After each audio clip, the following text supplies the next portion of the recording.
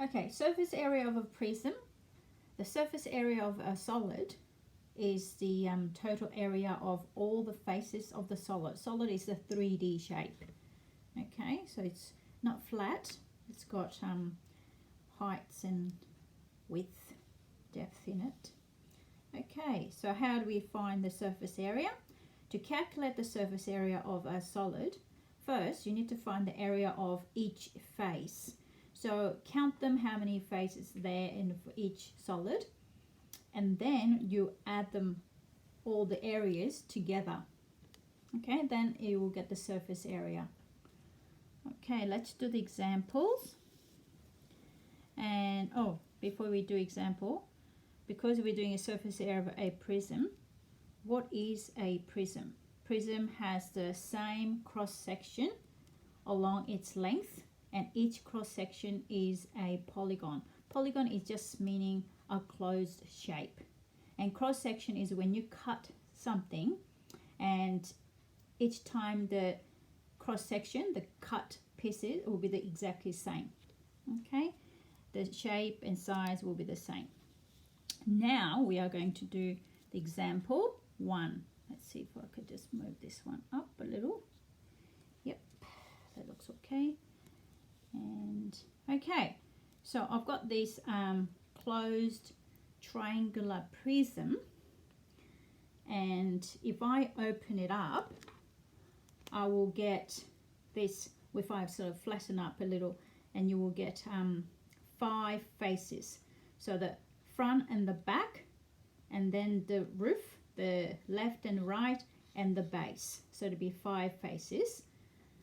And if it was open one of them would be missing. Okay, so let's have a look. So to find surface area of that, we need to know how many faces are there. So there's 5 faces, that means 5 areas you have to calculate.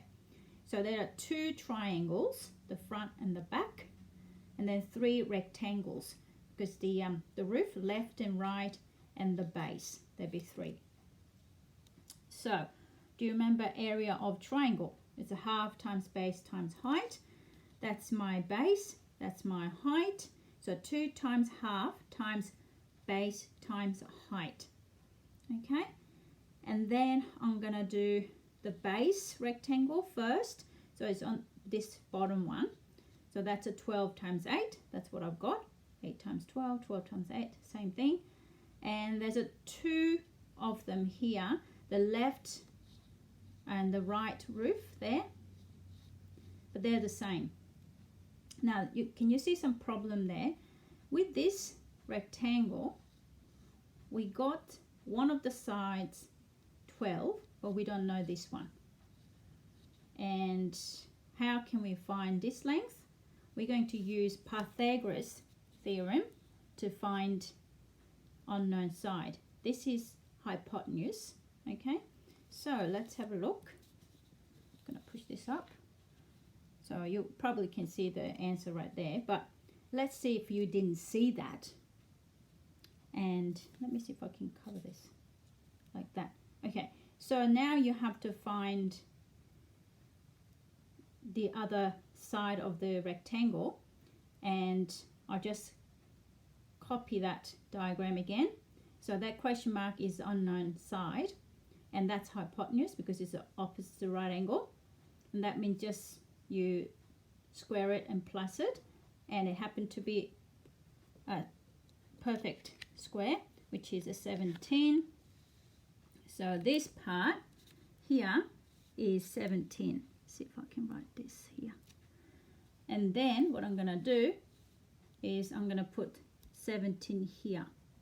Okay, that question mark is now covered as 17.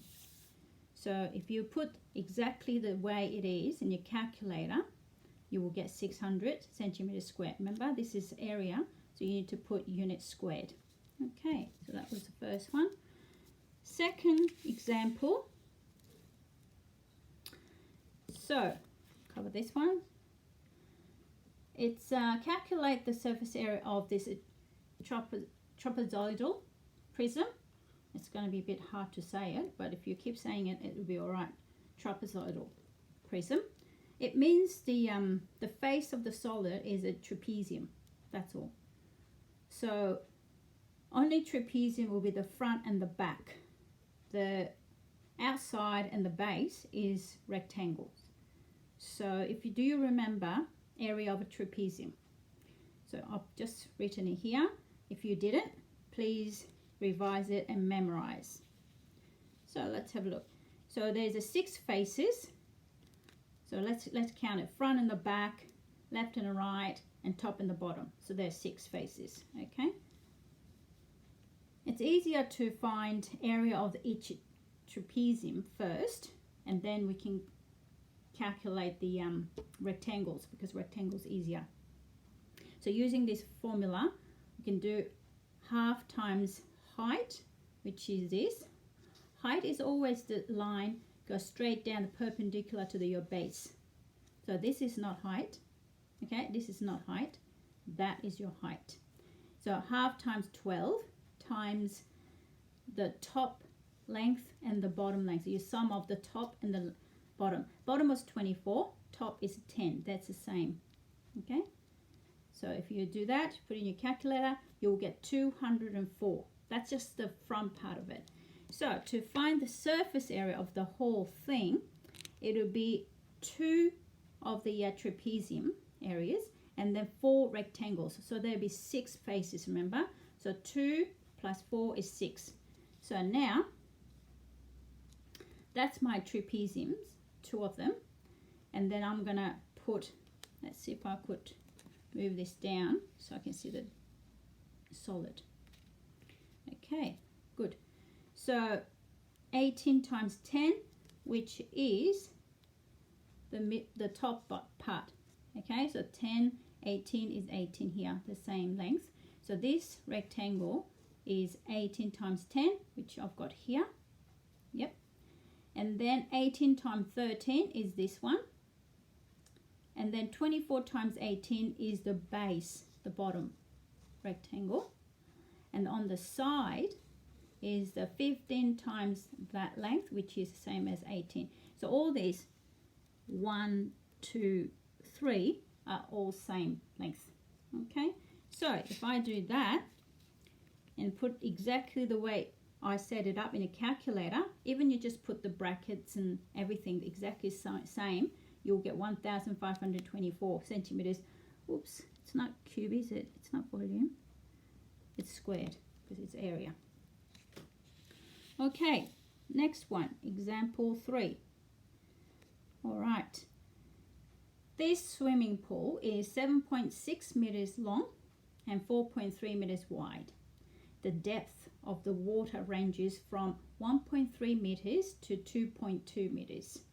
So when you go into the swimming pool, at the beginning, it's quite shallow and then goes deep. That's what it means. And they calculate correct to 2 decimal places.